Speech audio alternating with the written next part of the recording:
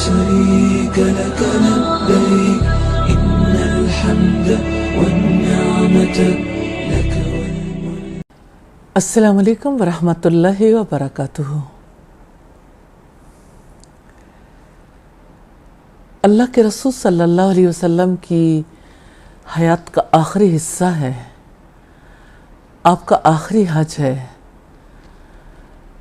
لوگ تو عمرہ کر کے حلال ہو گئے اور آپ صلی اللہ علیہ وسلم کا احرام حج قران کی وجہ سے برقرار رہا۔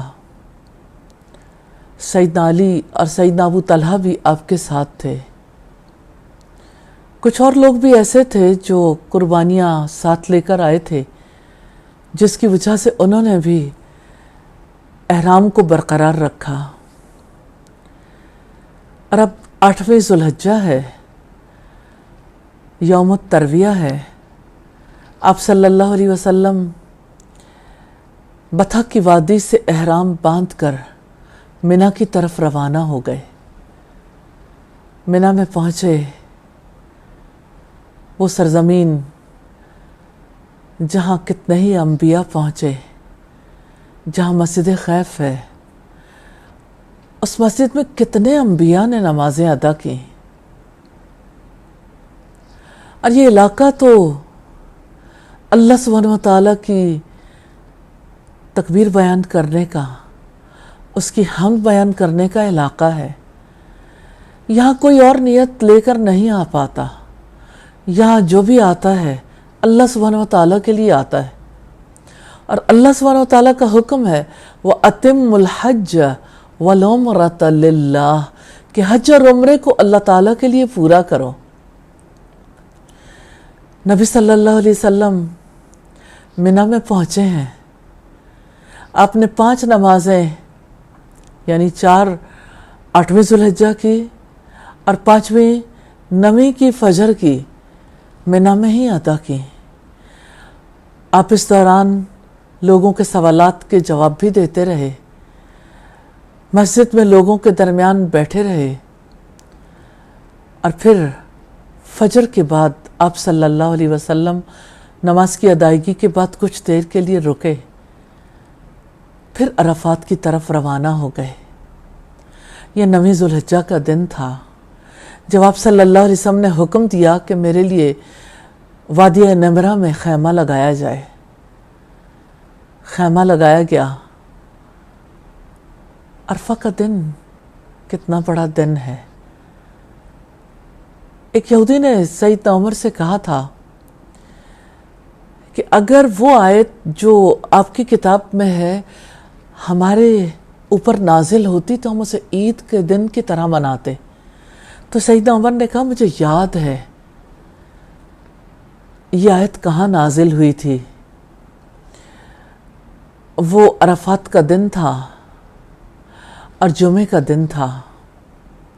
یقیناً مسلمانوں کے لیے دونوں ہی دن بہت اہمیت کے حامل ہیں۔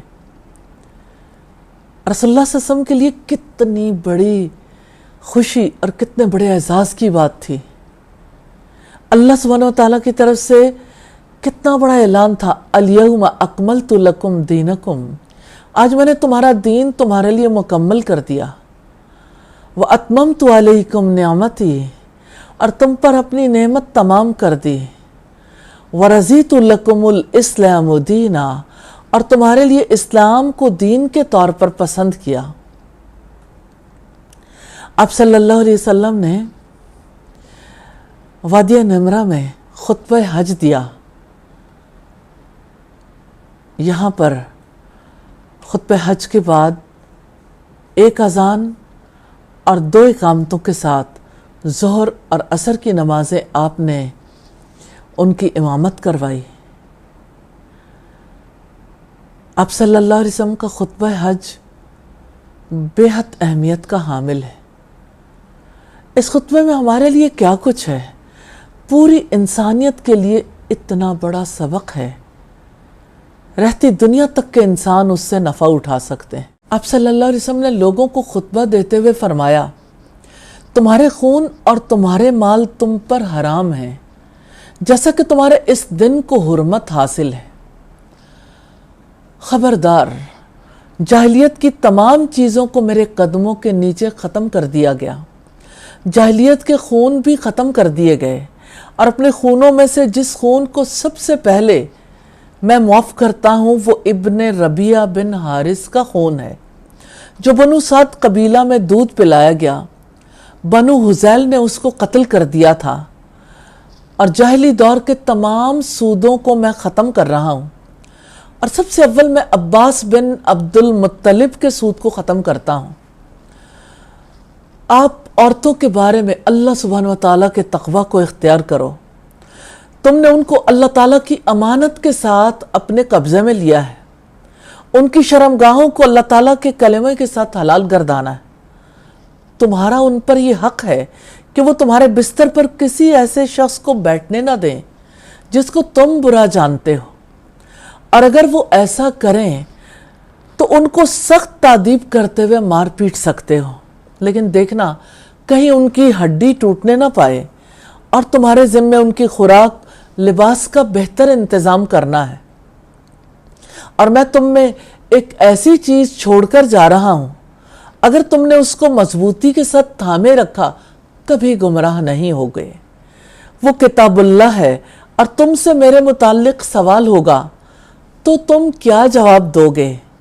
سب نے کہا ہم گواہی دیتے ہیں کہ آپ نے اپنے رب کے پیغامات کو پہنچا دیا، اپنی ذمہ داری کو ادا کیا، اور اپنی امت کی خیرخواہی کی، اور اپنے اوپر عائد کردہ حقوق کو پورا کر دیا۔